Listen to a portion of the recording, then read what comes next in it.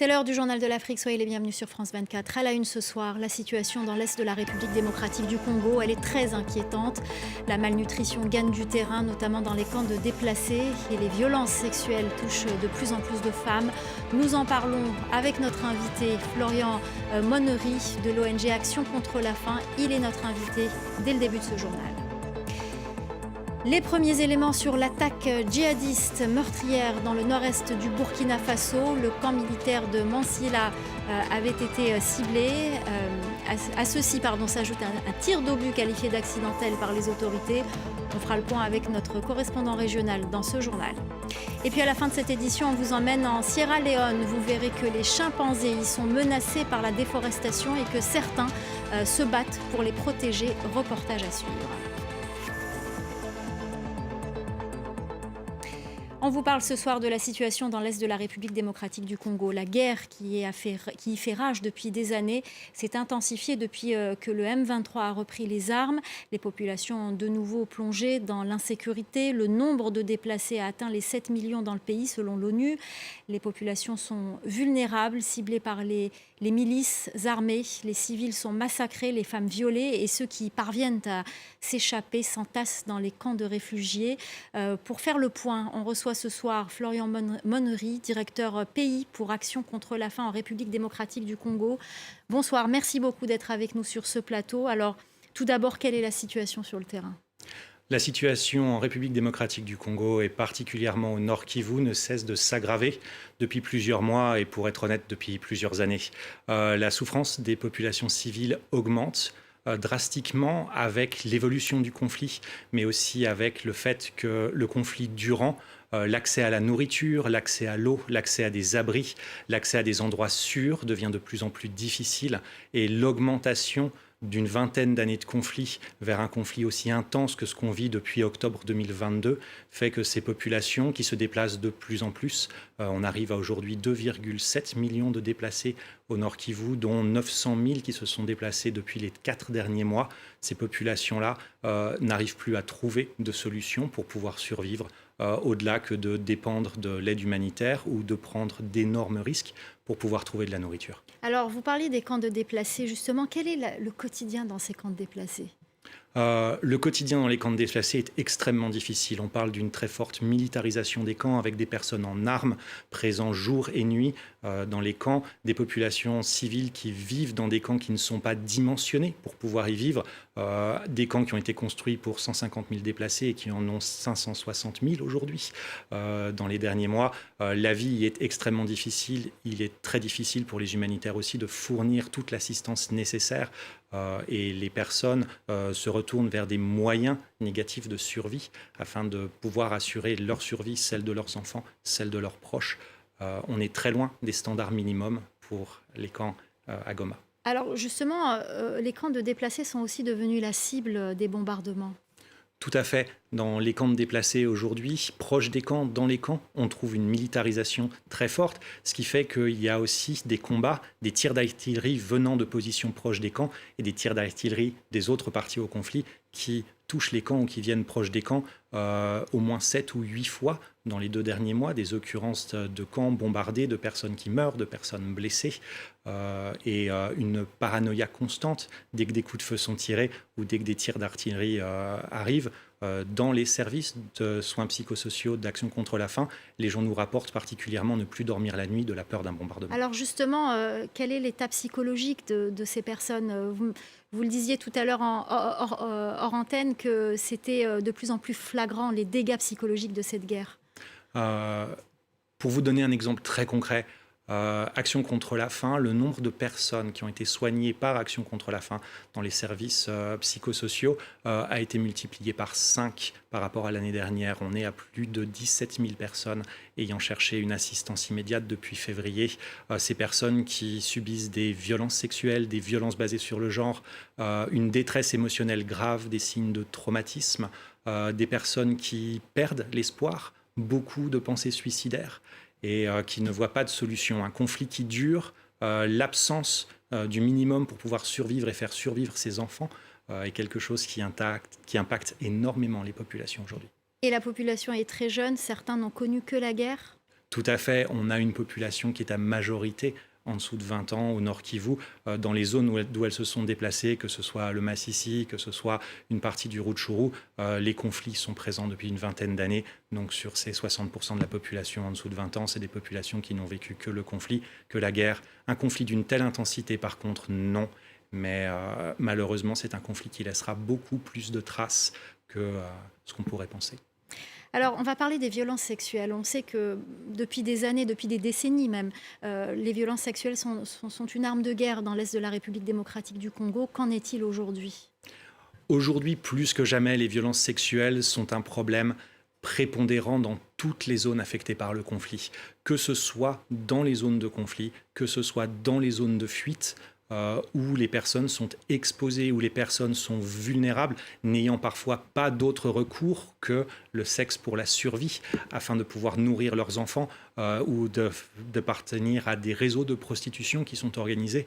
On a aussi beaucoup de violences sexuelles qui sont rapportées dans tout le Nord Kivu. Pour les 4 premiers mois de l'année, on a plus de 15 000 personnes ayant été traitées pour des violences sexuelles. Selon les sources des Nations Unies, sur ces 15 000 personnes, 6 600 étaient uniquement à Goma. Alors, dernière question, qu'est-ce qu'il vous faudrait aujourd'hui quels sont vos besoins sur le terrain ? Les besoins sur le terrain, ils sont très simples. On pourrait multiplier l'action humanitaire, on pourrait la multiplier à l'infini, mais en termes pratiques, les personnes ont besoin d'une cessation immédiate des hostilités, de cesser toutes les violations du droit international humanitaire contre les populations civiles et de créer toutes les conditions possibles pour que les puissent retourner chez elles, puissent se nourrir, puissent retourner à leur champ. Il faut que toutes les parties au conflit, il faut que tous les alliés à ces parties au conflit puissent s'asseoir, puissent discuter et puissent trouver les moyens de cesser les hostilités et de cesser le conflit. Merci beaucoup Florian Monnery, directeur pays pour Action contre la faim en République démocratique du Congo. Merci infiniment pour tous ces éléments et pour ce retour sur le terrain. Vous êtes basé d'ailleurs, je le rappelle à nos téléspectateurs, en République démocratique du Congo. Merci beaucoup. Et pendant ce temps, à Kinshasa, la capitale, la politique reprend ses droits. 6 mois après les élections générales, la mission Senko-ECC a présenté son rapport final d'observation des élections de décembre 2023. Les églises catholiques et protestantes avaient déployé la plus grosse mission d'observation, 36 000 observateurs tout confondus. Des conclusions en partie rejetées par la CENI. Les précisions à Kinshasa d'Aurélie Bazara-Kibangula. Dans son rapport final, la mission Senko-ECC se garde de dire si les résultats des élections sont crédibles ou non.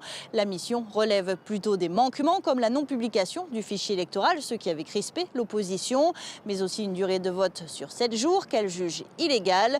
Le rapport mentionne aussi les machines à voter qui avaient été déployées difficilement à travers le pays. L'utilisation de la machine à voter est perçue comme le plus grand facteur de la tricherie électorale.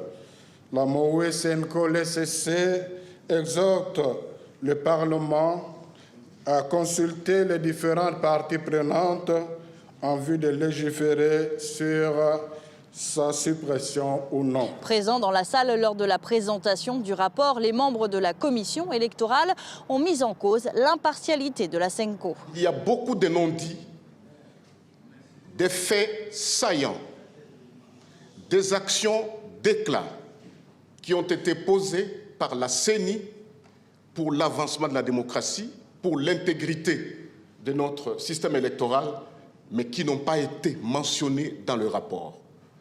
À la CENI, nous demandons pourquoi ce mutisme. La mission rappelle que ces recommandations n'ont qu'un objectif, gagner en crédibilité et transparence lors des prochaines élections. Ces images des funérailles du vice-président au Malawi. Il est mort la semaine dernière dans un accident d'avion. Son corps a été rapatrié dans son village natal. Des milliers de personnes se sont rassemblées le long du parcours pour assister au passage du corbillard escorté par les forces de l'ordre. 4 personnes sont mortes écrasées par le cortège funèbre. La situation inquiète au Burkina Faso. La semaine dernière, un tir d'obus qualifié d'accidentel par les autorités avait fait craindre une nouvelle déstabilisation du pouvoir. Sur le plan sécuritaire, une attaque meurtrière avait ciblé dans le nord-est du pays le camp militaire de Mansilla. On commence à en savoir un peu plus sur l'attaque. La correspondance régionale de Serge Daniel.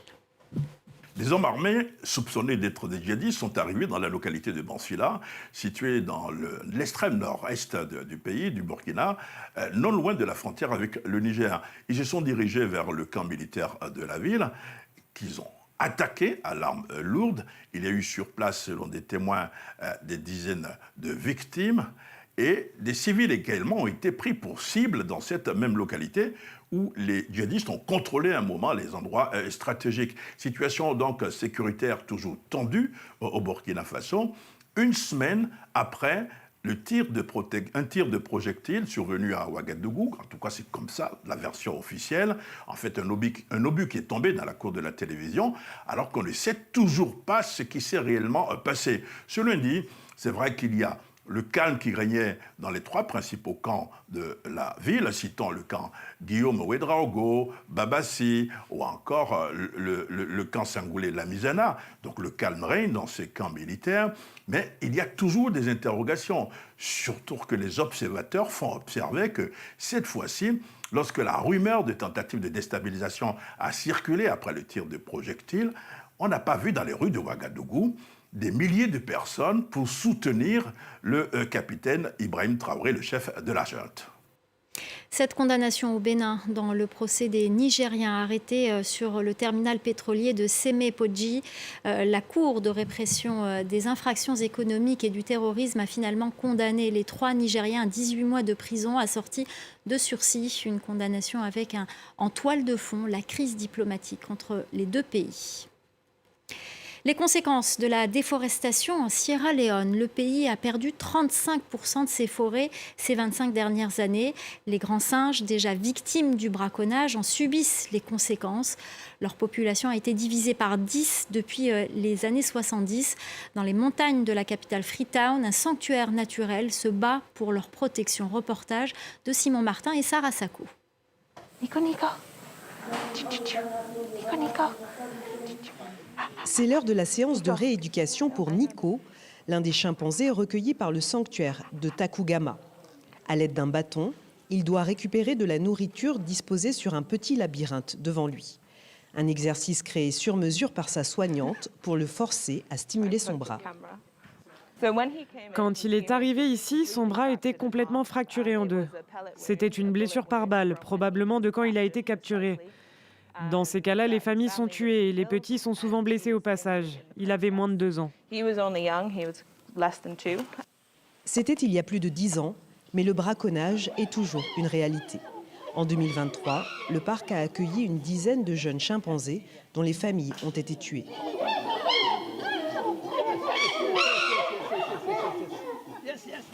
Après une mise en quarantaine et une série de vaccins, les chimpanzés passent d'abord par un parc de réhabilitation. Puis ils rejoignent les dizaines d'hectares sauvages protégés du sanctuaire. Mais la mission de Takugama ne s'arrête pas là.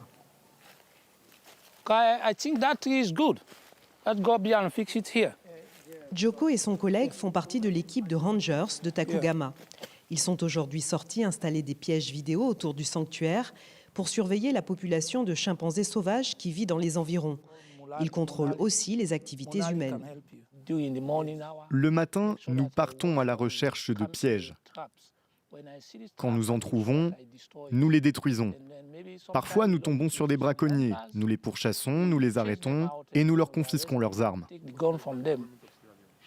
Pour combattre le mal à la racine, Takugama mise aussi sur une autre stratégie, l'écotourisme.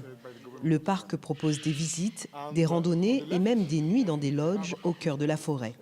Le projet emploie une centaine de personnes issues des communautés locales. On ne peut pas parler de conservation de l'environnement quand les gens ont faim. Nous travaillons avec une centaine de communautés. Nous leur présentons l'écotourisme comme leur futur gagne-pain, comme une initiative dans leur intérêt. Et ainsi, ils sont plus enclins à protéger l'environnement. Un combat qui porte peu à peu ses fruits. Grâce au travail du sanctuaire, la Sierra Leone a élevé il y a quelques années le chimpanzé au rang d'animal national.